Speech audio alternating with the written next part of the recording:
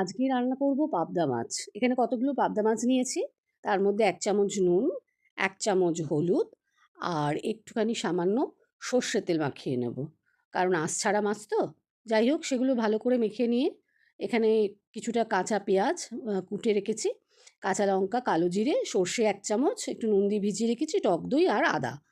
আর একটুখানি গুঁড়ো লঙ্কা নিয়ে নিয়েছি ১ চামচ, হাফ চামচের মতো কাশ্মীরি মির্চি নিয়েছি, দিয়ে এটাকে গুলে রেখে দিলাম। এবার কড়াইতে তেল দেবো। কড়াইতে তেল গরম হলে পরে একে একে মাছগুলো ছেড়ে মাছগুলো ভালো করে ভেজে নেবো। তার আগে একটু হলুদ দিয়ে দেবো। তার কারণ হলুদটা দিলে তাহলে আর মাছটা ছিটকবে না। যাই হোক পাবদা মাছগুলো ছেড়ে দিলাম।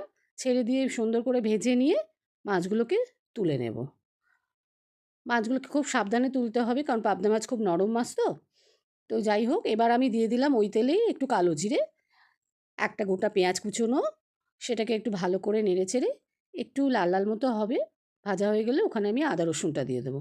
আদা রসুনটা দিয়ে একটু ভালো করে নাড়াচাড়া করে তারপরে কটা কাঁচা লঙ্কা দিয়ে দেবো। এরপর যে সর্ষের জলটা ভিজিয়ে রেখেছিলাম ওর মধ্যে লঙ্কাও রয়েছে, গুঁড়ো লঙ্কা। তো ওগুলো ভালো করে নাড়তে থাকবো, দিয়ে কিছুটা চাপা দেবো, চাপা দিয়ে কিছুক্ষণ তেল ছাড়া অবধি ওটাকে নাড়তে থাকবো। তার আগে আমি একটু টক দই দিয়ে দিলাম। এখানে আমি টমেটোর ব্যবহার করিনি, একটু টক দই দিয়েছি।